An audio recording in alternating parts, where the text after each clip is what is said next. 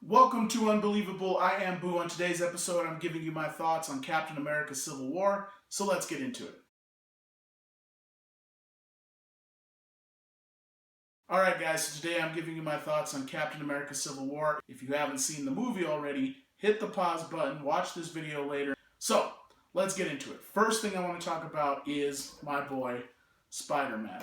Honestly, Spider-Man steals this movie. From the first moment on screen that you see Queens and Tony Stark is in Peter Parker's apartment talking with Aunt May, from that moment on, the movie just lifts up to another level. This movie's a really kind of dark, kind of almost depressing the movie for a lot of it, but when Spider-Man's on screen, he really lifts up the tone of the movie. He provides a lot of comedy, he provides a lot of great action, and of course when he fights in the airport scene, which is pretty much his hallmark scene for the film, he pretty much steals that too. He's in that scene. He's probably the most active character throughout the fight. By that I mean, as we've all seen them running at each other in the trailers, well, when they start to break up, he goes and fights against the different superheroes. And so he has interactions with a lot of different ones. He starts off originally kind of fighting with Falcon and the Winter Soldier. Then he swings back. He starts fighting with Cap, and he has a really good exchange with Cap. They start fighting, and then Captain America and him pretty much tell each other where they're from. You know, Peter Parker says, "I'm from Queens." Cap says, "I'm from Brooklyn." And I thought that was a really cool exchange. And then you have Spider-Man going and starting to fight Ant-Man, and then Giant Man when he turns into the Giant Ant-Man. And he just has all these different moments. And throughout that fight, he's talking a lot. And it's even, one of the jokes is brought up, "Do you realize this is a fight? You shouldn't be talking so much." And what's cool about this Spider-Man is he is a high school kid, and he doesn't know any better, so he is kind of talking during the fight and making mentions of how cool everybody's powers are and everybody's strength is. He tells Winter Soldier he has an awesome metal arm. And even though he's so young and it kind of shows off within the movie, it's very clear that his strength, his super strength, his reflexes, and his spidey sense basically puts him on the same level as all these other superheroes. So even during that fight, you never feel like Spider-Man is in over his head, because he is so strong that he can stand toe-to-toe with any of these superheroes. So that's absolutely awesome. The costume, I thought it looked great. The actor playing him, perfect, spot on. I think the biggest thing I can say for Spider-Man is when this movie ends, the moment it ends, and you're ready for a full Spider-Man movie. If someone told me, "Hey, you have to sit here for another two hours, almost 3 hours. You can't go use the restroom. You got to watch the next Spider-Man movie." Would I? The answer is yes. I would have just sat there and been ready for the next Spider-Man movie. He's really well done. He provides, like I said, a breath of comedy to this movie. This movie has a real somber tone throughout the movie. And without Spider-Man, I don't know if this movie would have been as good for me, just because it would have been kind of a bummer all the way throughout. And Spider-Man really provides that extra comedy. The only other character that kind of provides comedy is Ant-Man, and he's in it just very, very little. And Paul Rudd does the best he can, but really it's Spider-Man that kind of lifts the audience out of this somber tone, takes us to a better place, and then the movie kind of goes back towards that somber tone, but it has a nice bell curve, and that curve really is Spider-Man. And the next thing I want to talk about is Black Panther. Now, Black Panther, played by Chadwick Boseman, amazing. Black Panther brought a different kind of feel to the movie. Of course, he plays T'Challa, the Prince of Wakanda, and in the movie, his father ends up passing away during an attack on the signing of these Sokovia Accords. And his character, is driven by wanting to kind of avenge his father's death, but he has so many more layers. And I think what this movie does well is it presents him in a way where we know he has this one thing where he wants to avenge his father's death, but you're already seeing there's these other layers to this person and to the Wakandans, and you're really interested in it. And by the end of it, the mid-credit scene is him in Wakanda, and man, wasn't that cool when you see the jungle forest and then you see the big Black Panther. Of course, Black Panther's suit, amazing. I think if you ask anyone, they say, "What suit would you like to have as a superhero?" A lot of people would say Iron Man. But number two for me has to be the Black Panther suit. It's just awesome. That black with the claws, the helmet is sick looking. Very, very, very cool. And so Black Panther, another big reason this movie worked for me. He just, we're used to so many of these characters, and yet they introduce another character, and he's going to get his own standalone movie, but they introduced another character. It felt right. The acting was perfect on his part, and you're leaving again feeling like, hey, I want to see Black Panther. Now, I don't want to see a Black Panther movie as much as I want to see a SpiderMan movie leaving this movie, but I do want to see a Black Panther one. It's probably my second thing I like the most about this film. Now, overall, what did I think of the movie? Now, here's one thing. The morning before I went to go see the movie, actually like a matter of hours before I went to go see Civil War, I watched Captain America: The Winter Soldier, so Captain America 2. That movie's amazing. And that was only the second time I ever watched it, and I'm sitting there watching it, and it just didn't even hit me how good that movie was done. The Russo brothers killed it with Winter Soldier. And so I'm sitting there like, wow, this is awesome. And that movie actually was really good to watch. I suggest if you're going to go see Civil War, you haven't seen it already, which I told you to go see it. But if you haven't seen it, you should really watch that movie and then go see Civil War. Because Civil War is a direct sequel to Winter Soldier. I mean, Age of Ultron's, there's links there too, but not as much as there is with Winter Soldier. And so, going into this one, I already had that fresh in my mind, Winter Soldier. And so this kind of picks up with that and the whole Bucky storyline and Winter Soldier stuff. This movie worked for me. I know a lot of people are complaining about how some of the stories were kind of a little too convenient. But, I mean, Jesus, what really impresses me, this is film 13 from the Marvel Cinematic Universe. And we're still learning things in film 13 that we didn't know about in Iron Man, the first Iron Man. And that's cool. And it just goes to show you how well they've constructed this universe, how well they trust each of the films to build for the next film. And it's just amazing. And to find out, of course, the huge spoiler from the movie, that Winter Soldier was the one who actually killed Tony Stark's parents. And I know for a lot of people, they said that didn't work for me because the way the movie's set up, of course, we have the intro, then we have the big fight scene at the airport in Germany, or I believe Germany, and then you go and they're looking for Zemo, okay?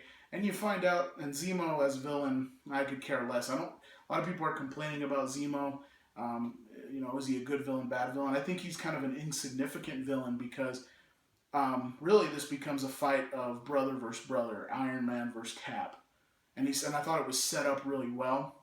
It looks like towards the end of the movie that they're going to actually team up against Zemo, but they get to that place in the bunker and they find the other Winter Soldiers that had been worked on, and you realize that Zemo capped all of them. He didn't want them anyway. He just shot them in the head while they were still in the freezer.